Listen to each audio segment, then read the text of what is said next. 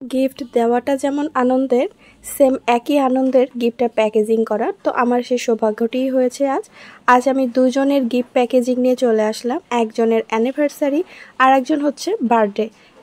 দুই ডিফারেন্ট পার্সনের পার্সেল, তবে দুজনের ভিতরে একটা কমন মিল ছিল। মিলটা এটাই, দুজনেরই জাস্ট কালার রেকমেন্ডেশন ছিল যে আমার এই কালারের অর্নামেন্টসের প্রয়োজন, বাট কেউই কোনো ডিজাইন আমাকে সিলেক্ট করে দেয়নি। বলছে আমাকে আমার মতো করে ডিজাইনটা মেক করতে।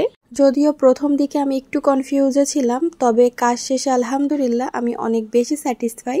আমি যদিও দুটো নতুন ডিজাইন নিয়ে কাজ করতে পারছি।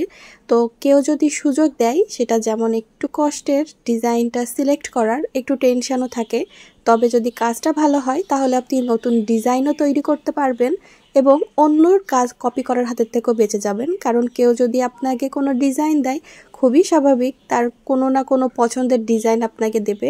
সামহাও যদি এটা কোনো পেজের সাথে মিলে যায়, তখন আপনাকে একটা কথা শুনতেই হবে, অমুকের কপি করছেন, তমুকের কপি করছেন।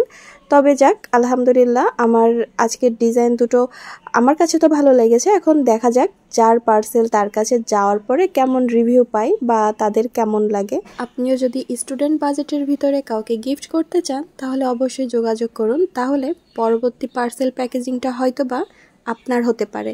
সো আজ এই পর্যন্ত, দেখা হবে নতুন কোনো ভিডিওর সাথে। আল্লাহ হাফেজ।